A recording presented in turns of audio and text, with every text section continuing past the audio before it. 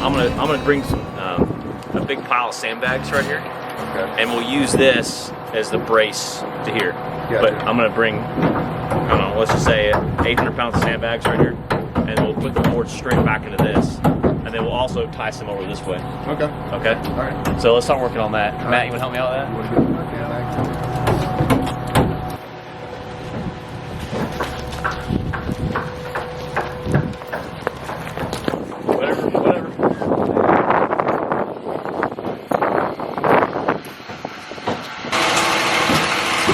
So we got 3 feet.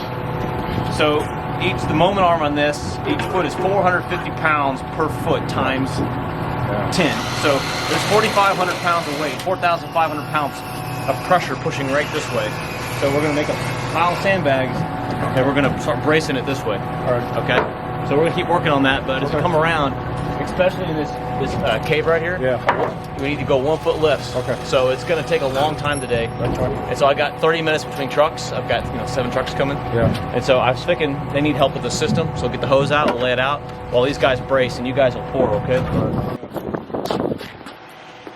But we'll start pouring on, I guess, the furthest spot out. This wall, believe it or not, is probably your strongest wall. Yeah. So what do you got? You got to go down. You got to go from a 4 to a 3 to a 2.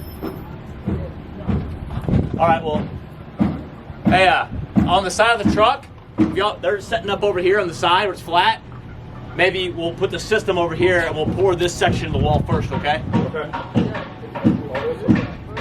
Yeah. So they're gonna set up, Robert, system over here, and they'll be able to lay it on the ground. We'll be able to walk over here and we'll be able to pour this side right here first. Alrighty.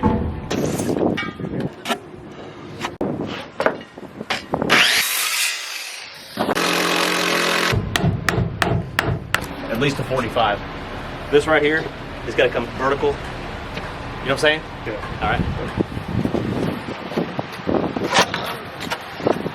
There you go.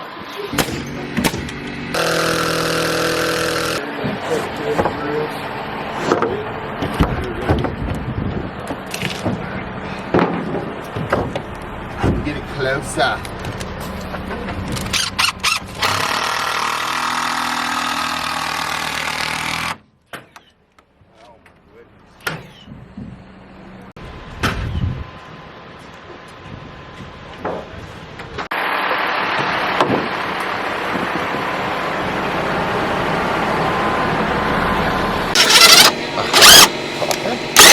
You don't want to film that. Golly.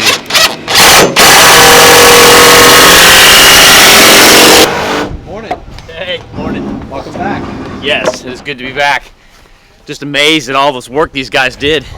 I mean, this simple 138 linear foot retaining wall has turned into a 6-week, massive, labor-intensive ordeal. So anyhow, today's the day, concrete day. So all 6 weeks of work is coming together in a 3-hour concrete pour. So this is awesome.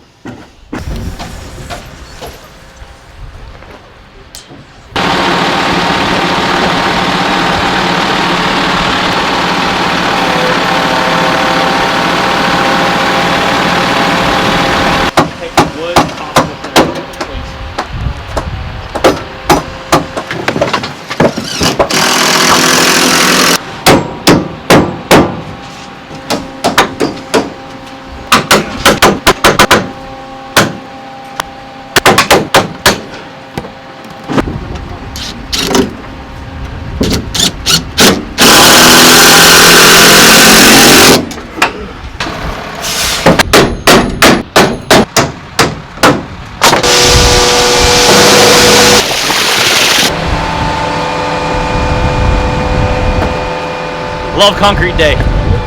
The accumulation of 6 weeks of work. Do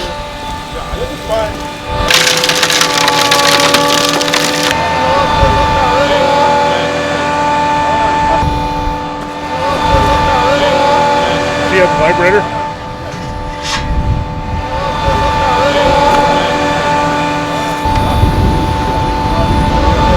A little lower.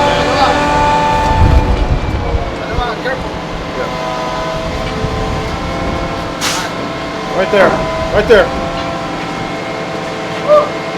Slow. Go slow.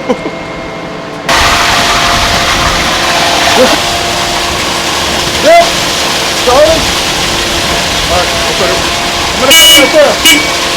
Okay. We're gonna work our way this way, look. Yeah, I just don't wanna blow it, you know what I mean? Right underneath the first rock. That's about a foot right there. Yeah, you probably put another foot in there. Another foot? Okay, go ahead. Yeah, let's just try it. A little over, see that middle, that rod? That middle rod? That's still, go over that one, that little, go over that rod. Just over.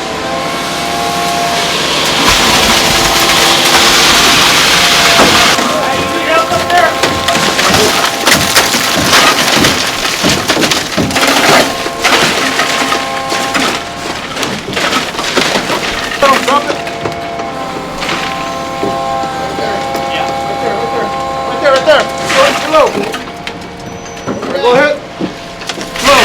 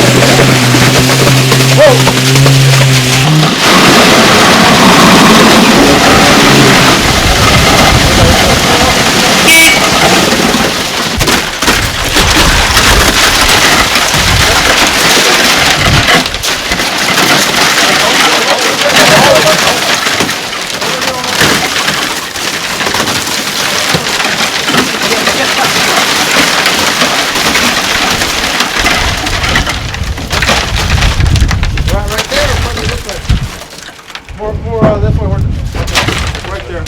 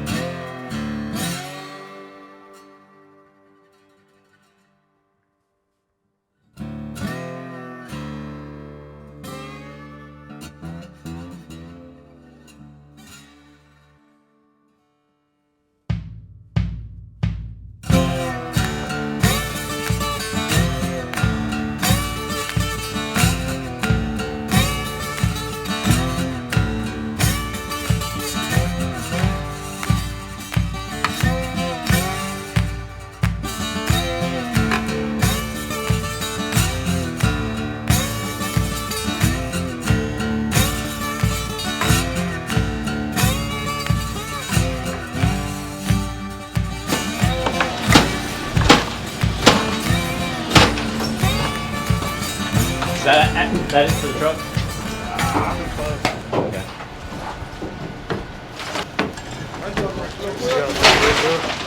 It's thick as hell.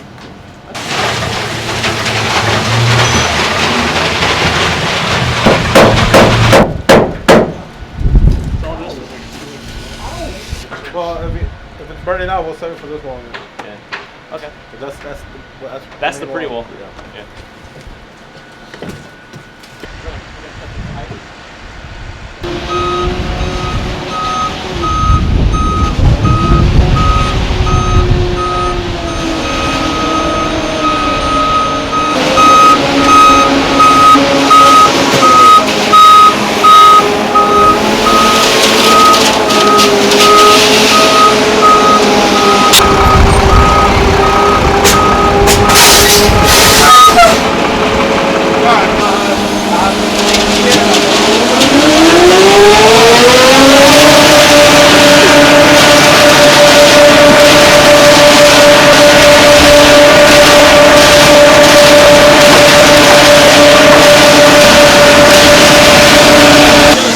Alright, got you, baby. Where you want to go? To your booty.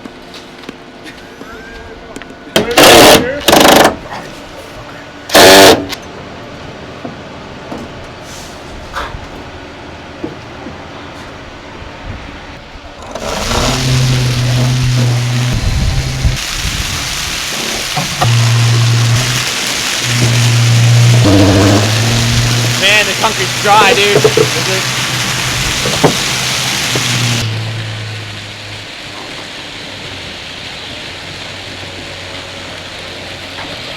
Are they coming out? Nothing. Little drips here and there, but I can't hear you. little drops here and there, but nothing serious.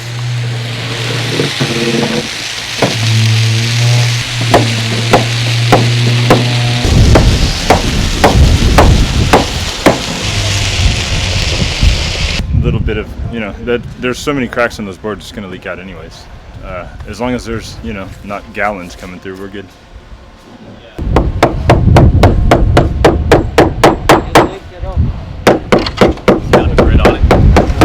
What's up, Mike?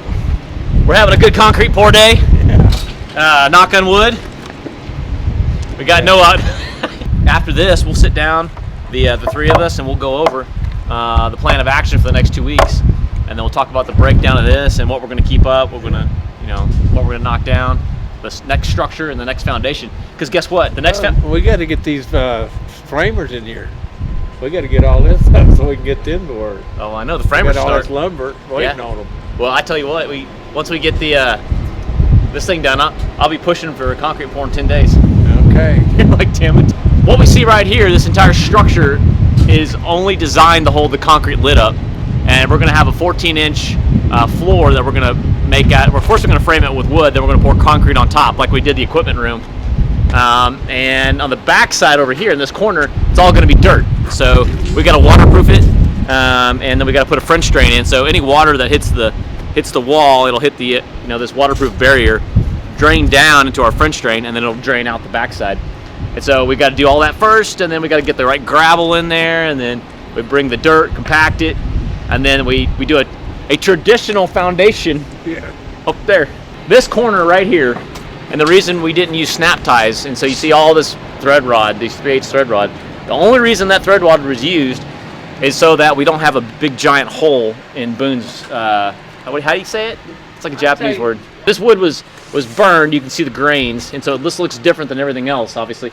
And so this wall is going to be concrete in the house. You're going to look right at it, and so the grains on the concrete, if we did a good job, we've got our fingers crossed, it's going to look like an imprint of wood all the way up. And if I get the right concrete stain, I'm going to get a clear coat concrete stain.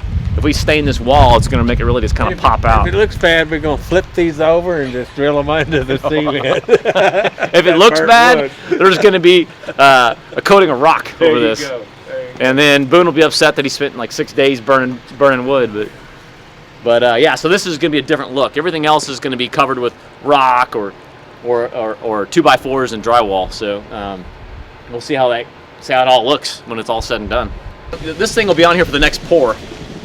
And the reason is we stopped, this is 10.5 feet tall, and the inside is only 9'2", and so that leaves us our 14-inch slab that's going to go on top. But we already did the backside. This is already part of the next foundation pour, because they're going to stop about 2 or 3 boards is where they're stopping with the concrete on this pour.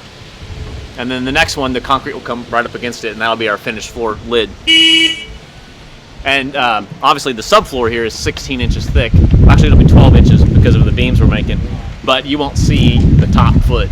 And so that's having a cold joint there is okay.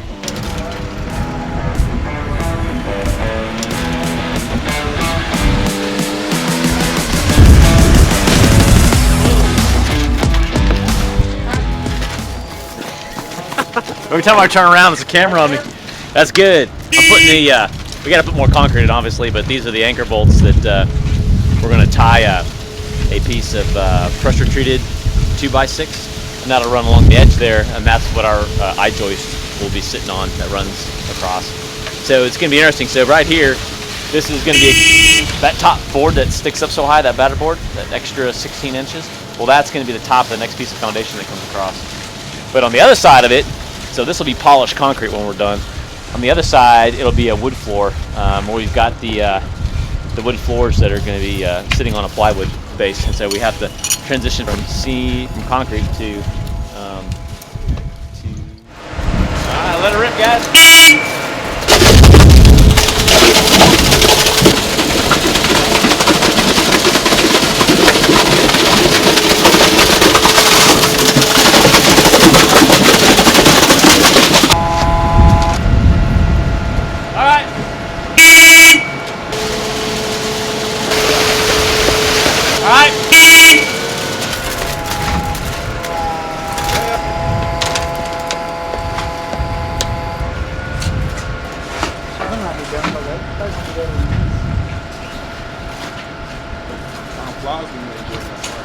Hell no, it's going down. I hate that building down.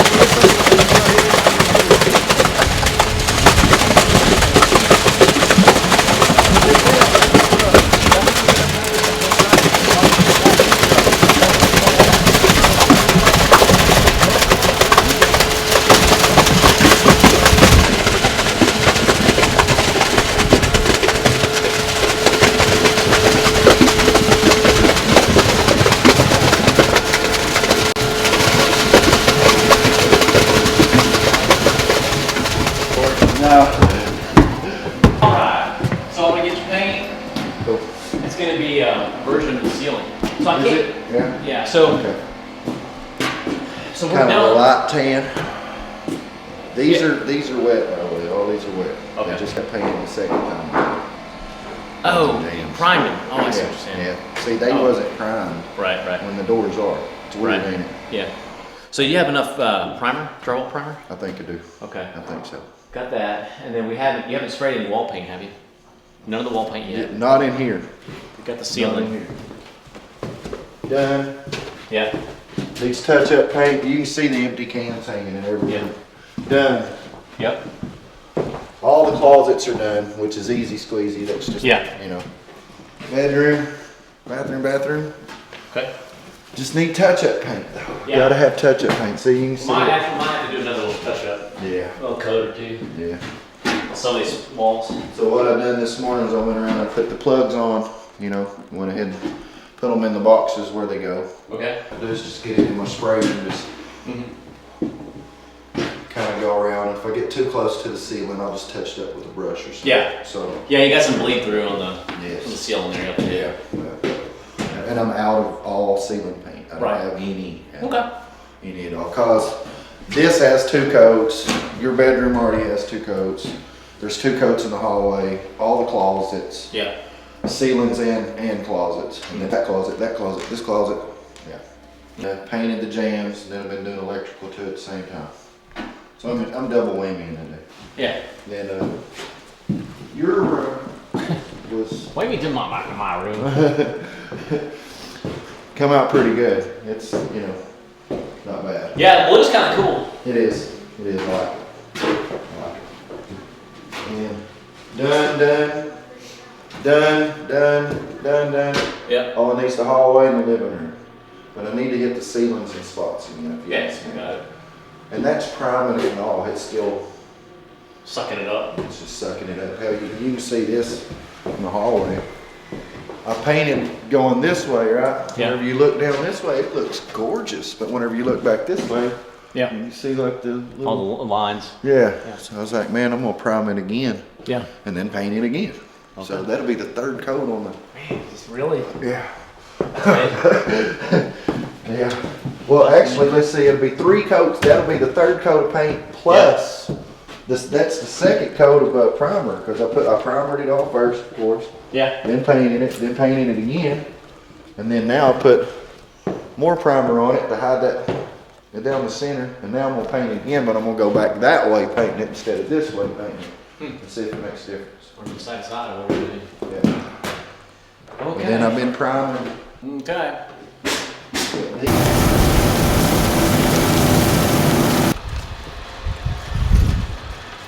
Give you a little bump. Yep.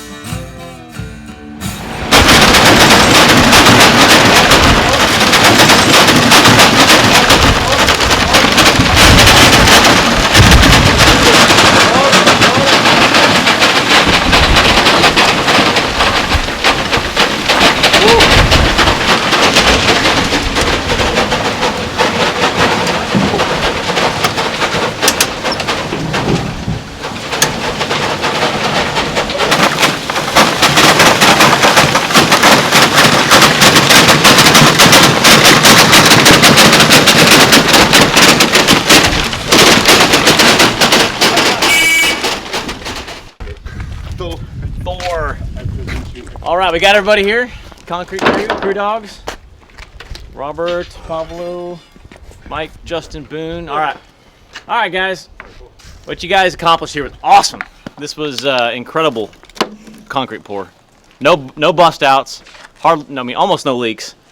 The amount of work that went into this project was amazing. It definitely took twice as long as I thought. If y'all remember, I scheduled the 18th, the initial concrete pour, and it's now the March 7th. Yeah. So, wow. Amazing. Y'all worked nonstop on this. So here it is. This is the biggest retaining wall project any of us have ever done, and so just hats off to you. Okay, so now that we're done with this work, I got more work for you. You know, because you did so good with your last job, I got more. So it took so long to put up. Now it's going to take it all down. All right, so now that we're kind of at this phase of the project, we're now going to kind of break into some multiple teams, because now we've got like multiple projects to work on. We've got the dock, we got the pool, we got the neighbor's retaining wall and drive, and then we've got to do this next piece of foundation. So there's 4 projects we're really working on. So how many? We got 8. So probably break up in teams of 2 effectively, and that's how we're kind of go after it. Okay, so we've got to let this thing cure for 7 days before we can load it up. 7 days, it gets about 75% of its strength. And when you look at the engineering drawings, they specifically call out, if we load this thing up with dirt, we're supposed to put support structures at an angle down to brace it. Because the wall is a retaining wall. If you put a bunch of dirt, it wants to overturn. Well, this wall is better designed than was on the plans, because the corners and the angles, that's going to be a real strong point. And so the only weak point on this entire retaining wall is that corner right there. And we're not putting a whole lot of dirt up against it. The guys that work Saturday and Sunday are going to take a day off or so, just to kind of get a little bit of, R&R. And then if you want to, like I think you worked both days, Matt, if you want to come out and get hours, you're welcome to come out. You start cleaning up. All this garbage, we're going to back up that trailer and just load it up, we'll call it in and get the trash out of here. All those little scraps and pieces, and kind of clean it up. For the crew that's going to be working up here, I'll go over individually of how we're going to brace everything. But it's kind of a twofold. We're going to start bracing inside, because the concrete pour that goes on top. And then I'll be out here tomorrow, and I'm going to start working on putting that French drain in. So the guys that come out tomorrow, we're gonna take down all the support braces, okay? And we're gonna take all that lumber and put it up here, because we're gonna reuse it, right? And then after this thing cures a couple of days, on Thursday we can take down the backside wall that touches the dirt. That's the only thing we're taking down. Is everything else stays, because we're using it for structure. The backside of this wall, so anything that touches dirt on the backside, all that material's coming off. All the batter boards, all the braces, everything comes out. And that's where the French drain's going in. And once we expose that wall on Thursday, pretty much on Friday, we're going to take waterproofing and we're gonna paint it, and we're going to cover that pipe up with the geo fabric, like a sock, and we're going to put gravel, the 3/4 inch pea-sized gravel. We're going to dump on top of it, and we'll use the Bobcat skid steer to do that and kind of dump it all the way around as we do. Okay. Then, because that's only day 4, right? So we still need to let it kind of cure some more. Yeah. Then on Monday, we're going to take the skid steer, and you're going to take the best select fill that we got left and just kind of dump it the lower portion of the wall. And then after you get that done, you're going to take all the garbage fill that we have on the site, and we're going to backfill this entire thing. Okay, all the way around. You're going to push it flush to the back wall. So what y'all just got done finishing, it's all going to be flush dirt all the way around the back. Now that's going to leave about 16 inches or so of freeboard. So then what we're going to do is we're going to build the top pad up there. So you just come in there with the dirt and spread it all out, and then we're going to take form boards, and all you have to do, it makes an L shape effectively. It's the form boards that go along the perimeter and then over and ties in. Now it's not, the plans, it kind of bumps in and out, but that's all it is the shit formed up. This right here is already the right height. Yeah, we're already good. You already got your form boards for the back side of this. Yeah. Okay, so everybody come in here, and let's go over how we're going to build this upper structure. Let's step into the wine room now that it has walls.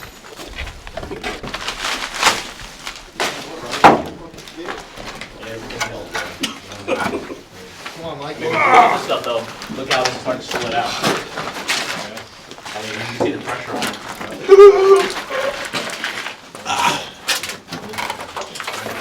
Back. I mean, looking at these things and going, oh, look at that. Oh, look at that. Okay. Is everybody in? Okay. So do y'all remember when I said we're going to go vertical on all the boards, the support boards for the snap ties? Y'all remember that? Okay, there was a reason for that. Now that you did that, up at the very top up there, we're going to go ahead and you're going to cut those boards flush at 9 foot 2.5, right on the top. All these little boards that are sticking up, you cut them flush. All along here. And all the little pieces that are using for bracing, those will come off, right? As you take those off tomorrow and all that. Once we do that, those are now your structural walls that are going to be holding up the concrete. So it's going to be double purpose. So we don't take, all the brackets stay locked in place, we don't move anything. So right here, because the way these are done, we're going to add some more supports vertical, up and down, the 2x4s. And then right here, this I-beam is going to be our support. So you're going to put a 2x6 along here that runs the entire length, and a 2x6 will slide up and touch this, and it's going to go across.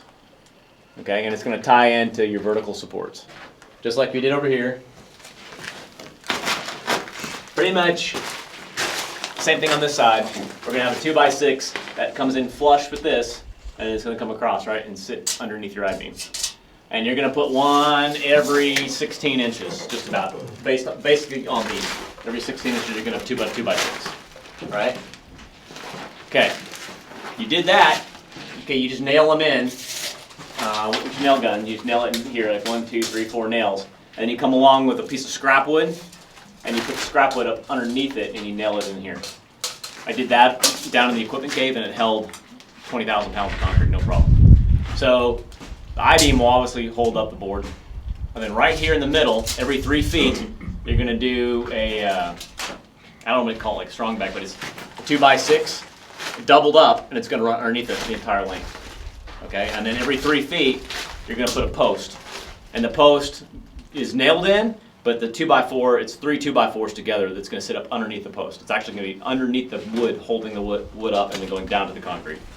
And so that's every 3 feet. So this is already in place. This is already in place. All you need is one right here in the middle. Over here, we're going to need probably 2 of the 2x6s that run the entire length going across. Kind of makes sense? And then we got over there where Pablo and Mike are. Now you're going to change direction. They're going to go, instead of going back and forth, they're going to go across. And then we're doing what, 3? Yep. And then right there, do 3 2x12s. And you'll brace that to the concrete, and you'll toe them in, and you'll run a board underneath it, and you'll brace them. Yeah, brace that. Mm-hmm. So you got to think, this lid up here is about 500 square feet, and each square foot of concrete is 150 pounds. We'll be holding up 75,000 pounds of concrete when we pour it in this area right here.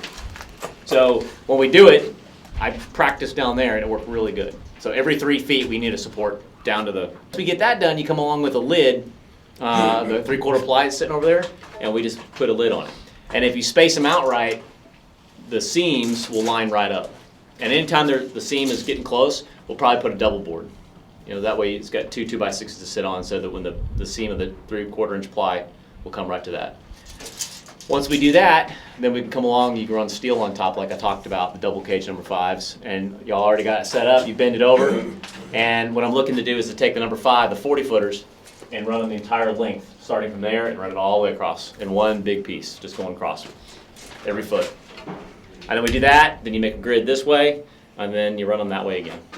And every place where you just take that steel like you have up there, and you just bend it over, and you just tie it right in. That's perfect.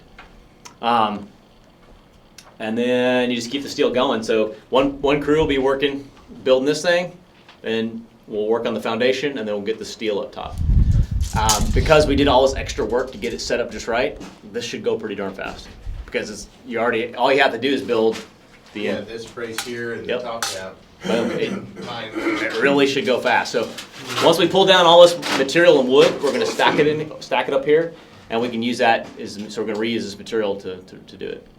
And the same thing in this other little side room here, the mud room. It's the exact same scenario. You're just gonna run boards across. And then you probably need 2 strong backs, is the way it works out. So I think what I did down there was, instead of running individual piece of material, I think I just ran 1 2x6 all the way across, underneath the 2x6s that I put in, and that was enough. And I think I ran some extra scrap down it to hold it up. But yeah, this is just going to be a big old fun, another build party in here. And then, so we'll talk about up top. I was going to show Boone some of the plumbing that needs to get done.